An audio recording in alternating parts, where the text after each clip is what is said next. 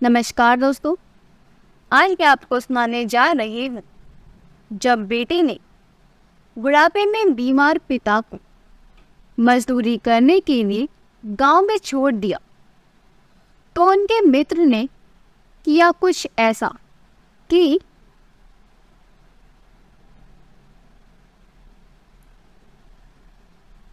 राजन जी गांव में अकेले रहते हैं। उनकी पत्नी की मौत पहले ही हो चुकी थी।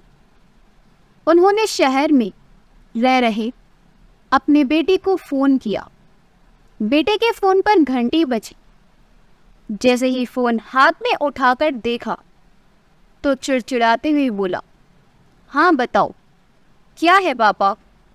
बार बार फोन करके क्यों परेशान कर रहे हो? मेरी बात को सुनते ही नहीं हो, बस एक ही रट लगाए हो कि शहर आना है, शहर आना है।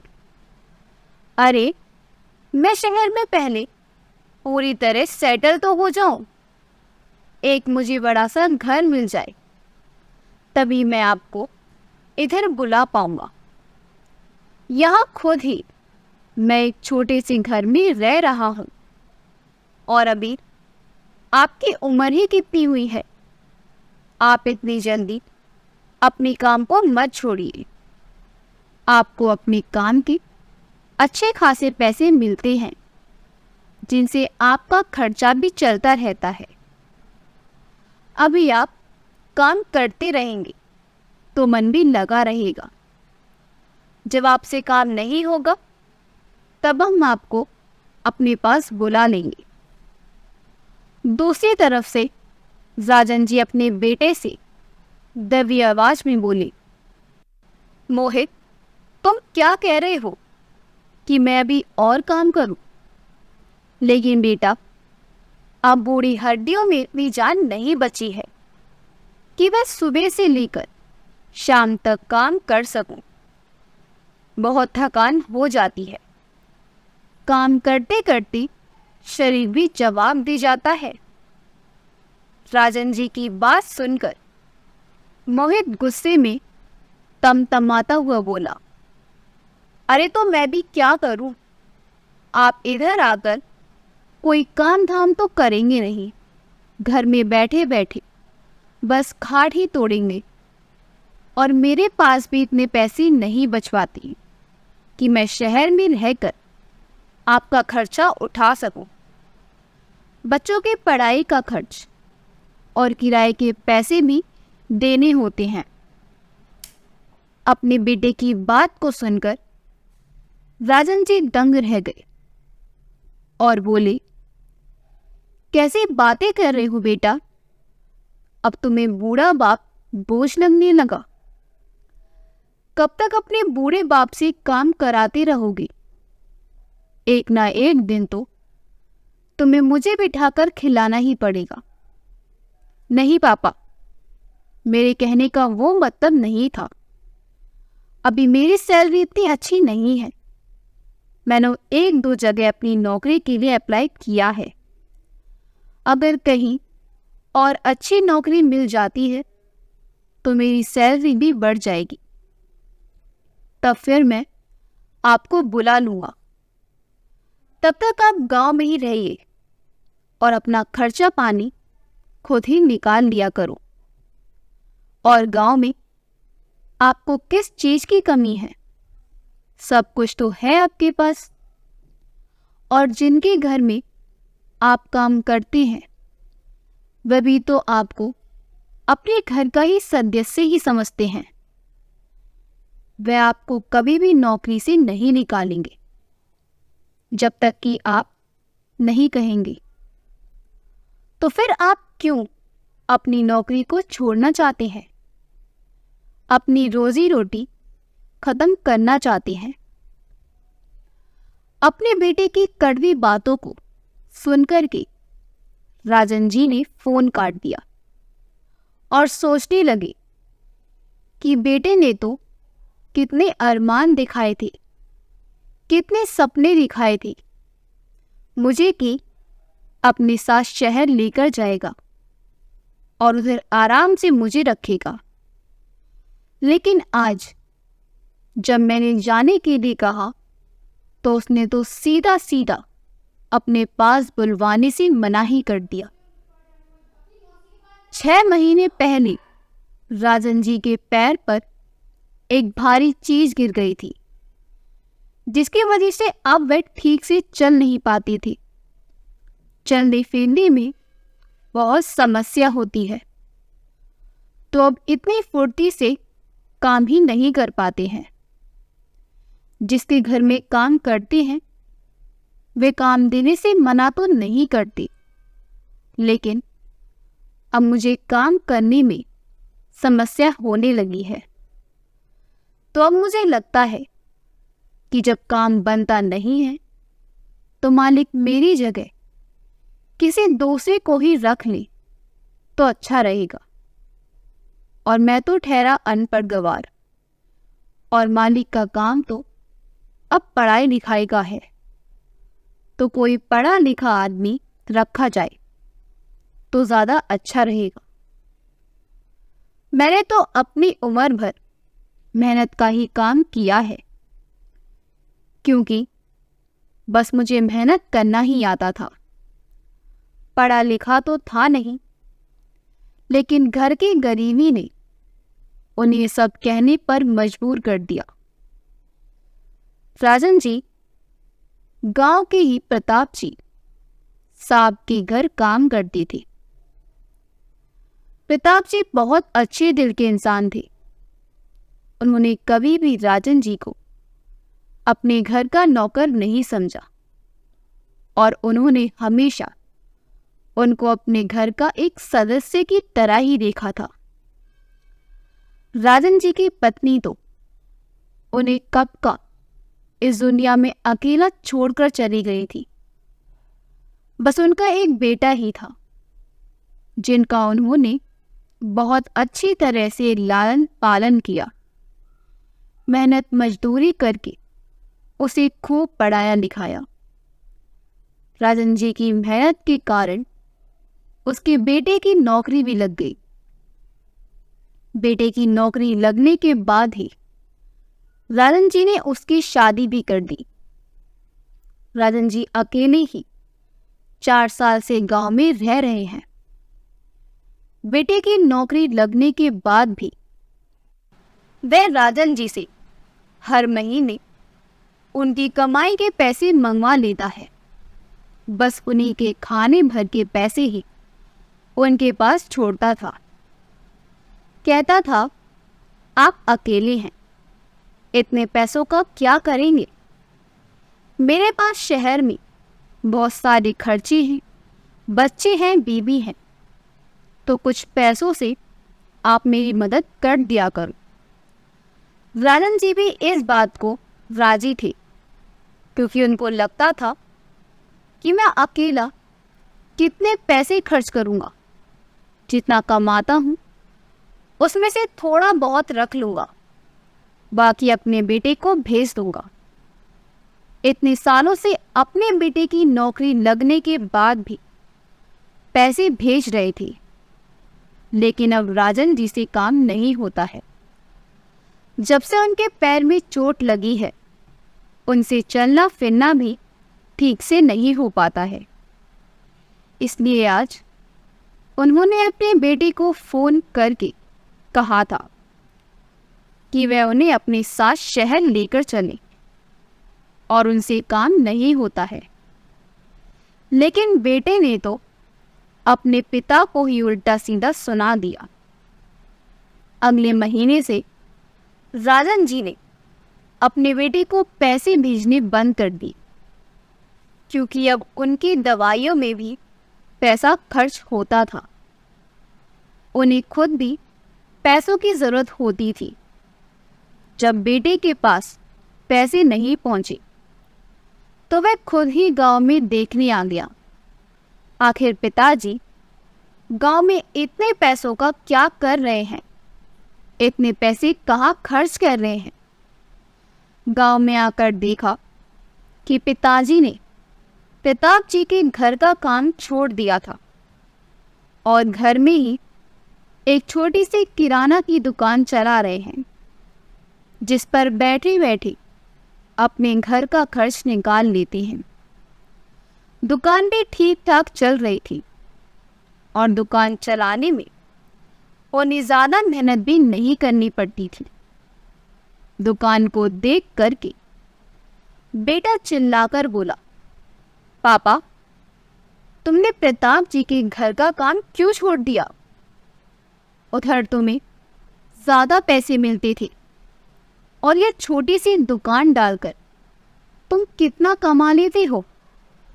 राजन जी बोले, बेटा, मैंने तुमसे पहले ही कहा था, मुझसे अब मेहनत मजदूरी का काम नहीं होता है, इसलिए मैंने यह छोटी सी दुकान डाल ली है।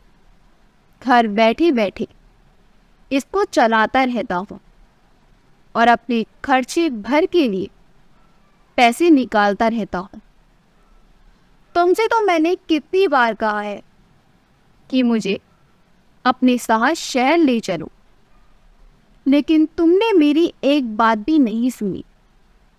तभी उन दोनों की बातों को पास में ही खड़े गांव के प्रधान जी सुन लेते हैं और मोहित को डांटते हुए कहते हैं, ये क्या तरीका है मोहित अपने पिताजी से बात करने का? एक तो तुमने अपने पिताजी को अपने पास शहर में नहीं बुलाया, दूसरा उनके पैसे भी तो मंगवा लेती हो, और अब जब उन्होंने अपनी छोटी सी दुकान डाल ली है जिसे अपना खर्चा चलाते हैं, तो तुम्हें उसमें भी समस्या है। प्रधान जी की बात सुनकर मोहित थोड़ा सकपका गया और बात को घुमाते हुए बोला, अरे नहीं प्रधान जी, मैं तो बस पिताजी से ये कह रहा था कि वे अपना ध्यान नहीं रखते हैं। आजकल उनकी तबीयत भी कुछ ठीक नहीं रहती है, समय से दवाई नहीं खाते। मैं शहर में रहता ज़रूर हूँ, पर दिन रात मुझे अपने पिताजी की ही चिंता लगी रहती है, तो मैं पिताजी को ले जाने के लिए आया था। इधर अकेले रहते हैं, कितनी बार अपने पिताजी से कहा है कि मेरे साथ शहर चलकर रहो, तो मैं भी चिंता से मुक्त रहूँगा, लेकिन पिताजी मेरी बात सुनते ही नहीं हैं। मोहित ने प्रधान जी के सामने अच्छा बनने का नाटक किया, तो प्रधान जी बोले, अच्छा ये बात है, बहुत अच्छे विचार हैं बेटा तुम्हारे कि तुम्हें अपने पिताजी की इतनी चिंता है, वरना आज के ज़माने में कोई अपने बूढ़े पिता की इतनी चिंता कहाँ करता है। प्रधान जी बोली, राजन जी, जब बेटा इतना कह रहा है शहर जाने के लिए, तो तुम्हें खुशी खुशी शहर चली जाना चाहिए। कहाँ बुढ़ापे में तुम ये दुकान खोल करके बैठे हो, अब तुम्हारी उम्र नहीं है इतना सब करने की। इतना कहकर चले गई। दुकान में बैठे राजन जी अपने बेटे के धौरे रूप को देख करके आश्चर्यचकित थे कि मुझसे तो बेटा कुछ और कह रहा था और प्रधान जी के सामने तो कुछ और ही बन रहा है। मोहित ने प्रधान जी के सामने ये सब कुछ कह तो दिया, लेकिन उसे अंदर ही अंदर डर लग रहा था कि कहीं पिताजी शहर जाने के लिए तैयार ना हो जाए। अगर प्रधान जी के कहने पर वह शहर जाने के लिए तैयार हो गए, तो मेरे घर में तो महाभारत हो जाएगी। अरे जब मैं घर से निकला था तो मेरी पत्नी ने तो मुझे अच्छी तरह से समझाकर निकाला था, धमकी दी थी कि गांव ज़रूर जा रहे हो, अकेले जा रहे हो, अकेले ही वापस आना, अपने बूढ़े बाप को लेकर इधर मत आ जाना, और अगर तुम उनको लेकर के आए तो समझ लेना, मैं अपने बच्चों को ले करके मायके चली जाऊंगी, फिर रहना अपने बूढ़े बीमार बाप के साथ इस घर में।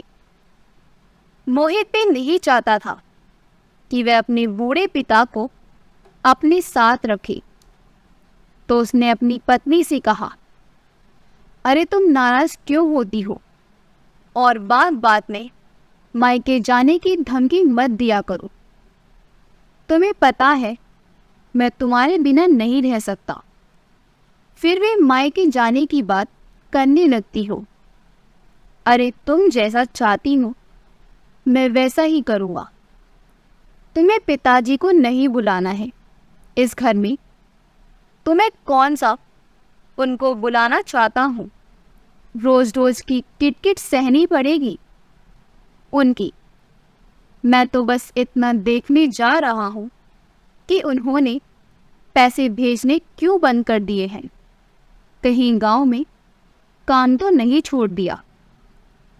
यही सोचकर मैं गांव में देखने आया था, लेकिन इधर तो प्रधान जी के सामने कुछ उल्टा ही दांव पड़ गया।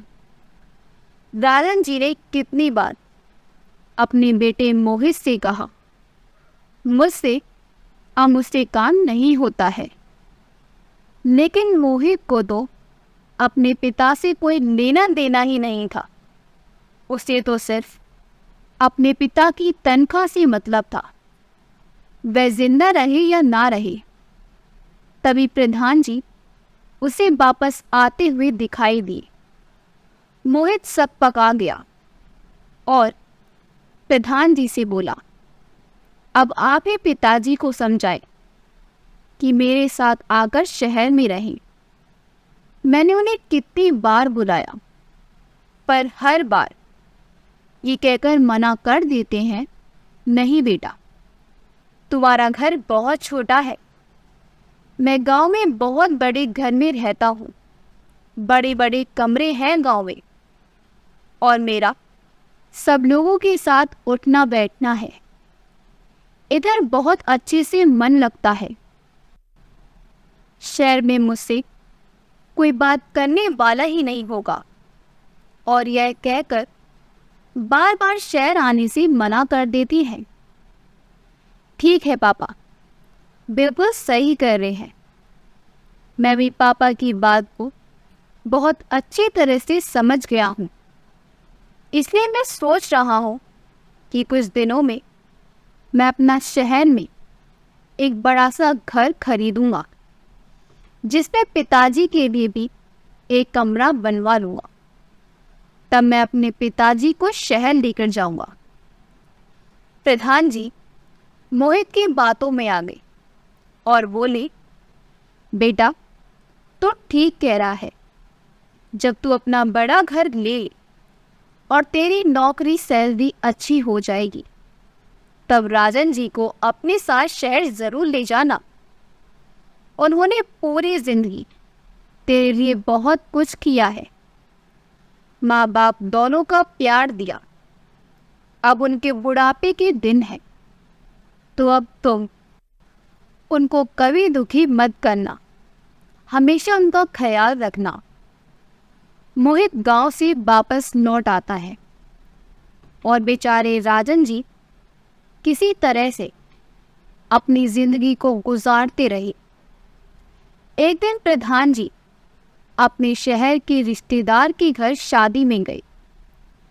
उधर रिश्तेदार ने अपने पड़ोसी के घर में कमरे खाली करवा लिए थे, जिससे उनकी शादी के घर में आए मेहमान उधर ठहर सके।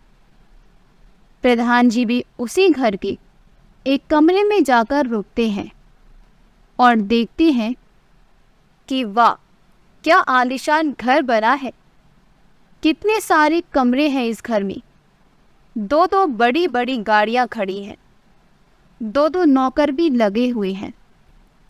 वे आपस में लोगों से बात करते हैं कि ये घर कितना अच्छा बना है और जिसने भी बनवाया होगा उसने कितना पैसा लगाया होगा।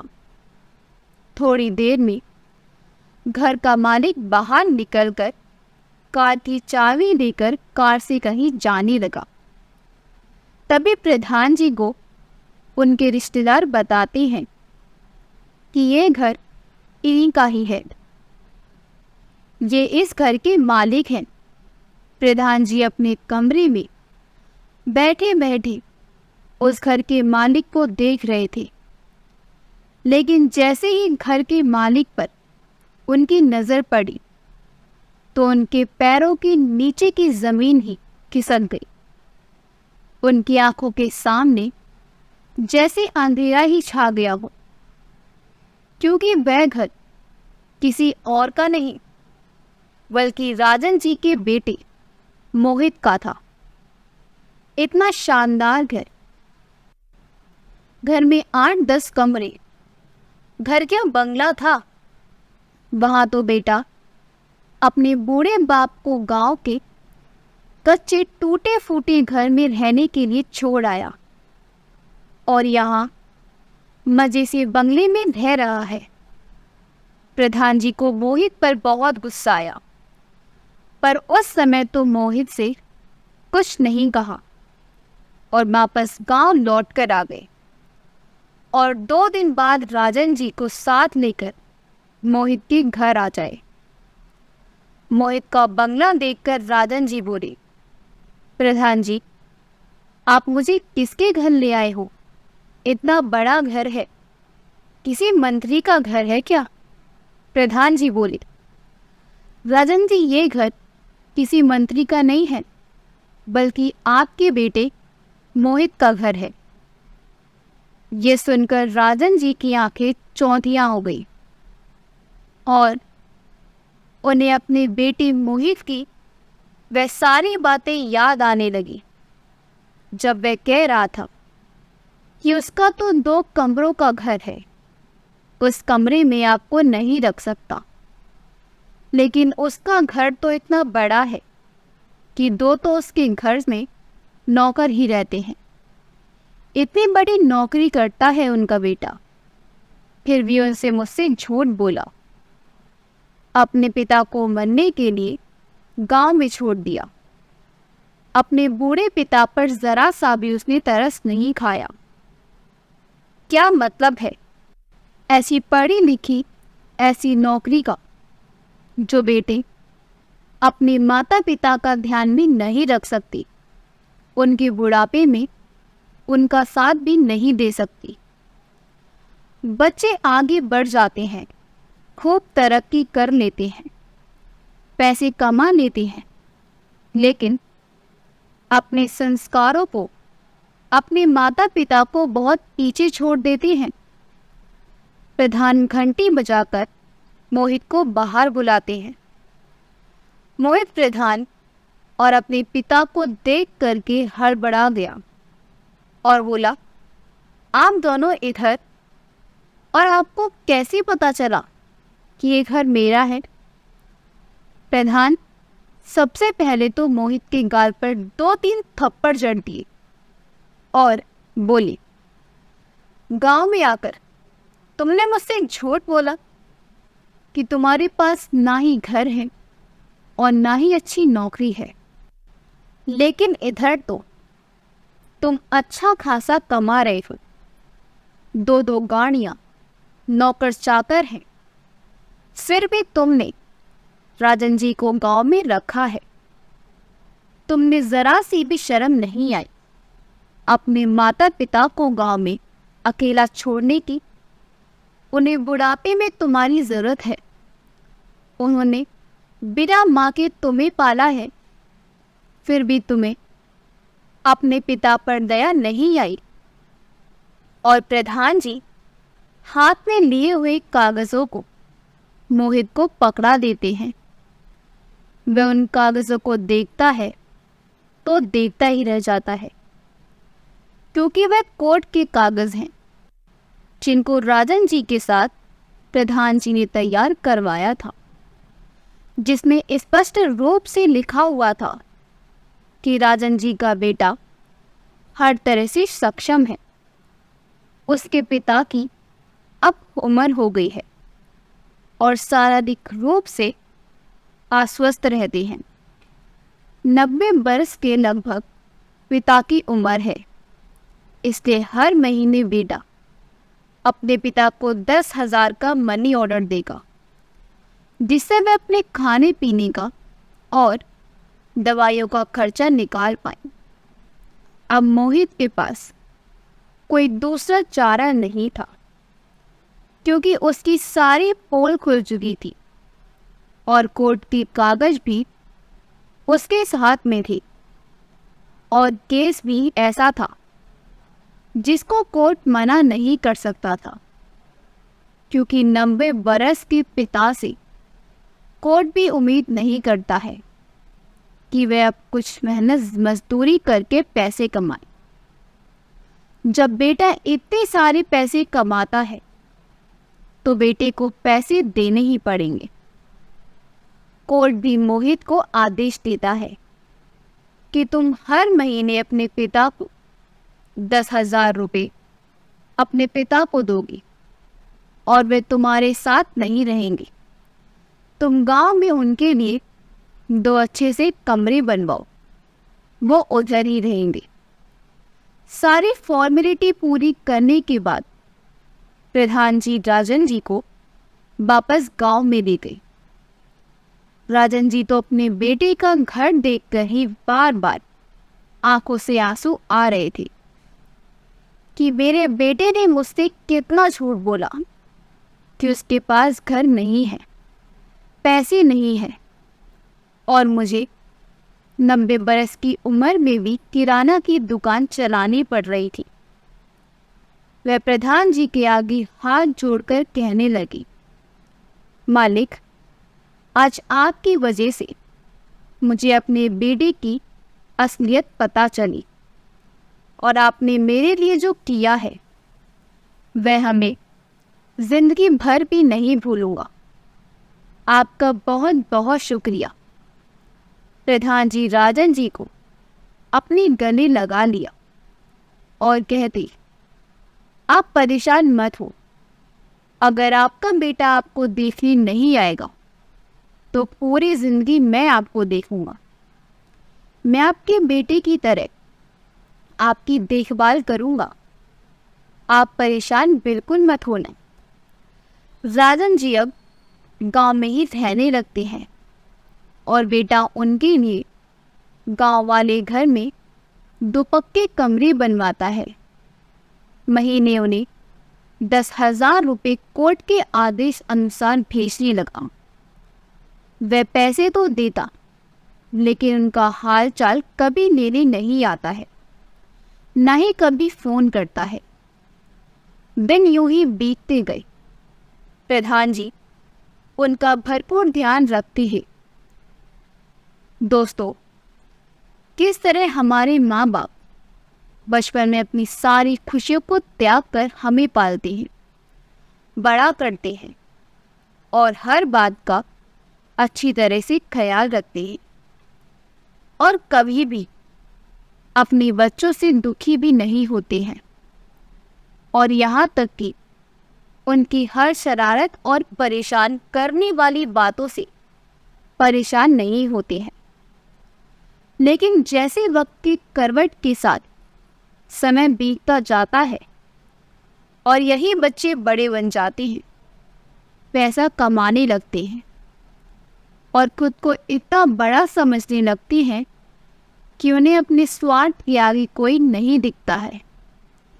ऐसे में उनके वही माँ बाप बोझ भी लगने लगते हैं और बुढ़ापे में माँ बाप की सेवा करना और उन्हें खुश करने के बजाय उन्हीं में ही दोष निकालने लगते हैं। ऐसी संतान होने ना होने के बराबर ही होती है, जो बुढ़ापे में अपने माँ बाप की सेवा नहीं कर सकती हैं, 2 वक्त समय निकालकर उन्हें साथ कुछ पल नहीं बिता सकते हैं। ऐसे बच्चे माँ बाप के बुढ़ापे की लाठी बनने की बजाय उल्टा माँ बाप को बोझ समझने लगते हैं। अगर आपको हमारी कहानी अच्छी लगी हो तो हमारे वीडियो को लाइक करें, शेयर करें और हमारे चैनल योगी वॉइस को सब्सक्राइब कर दें। आपका बहुत बहुत धन्यवाद। मिलते हैं अगली वीडियो में।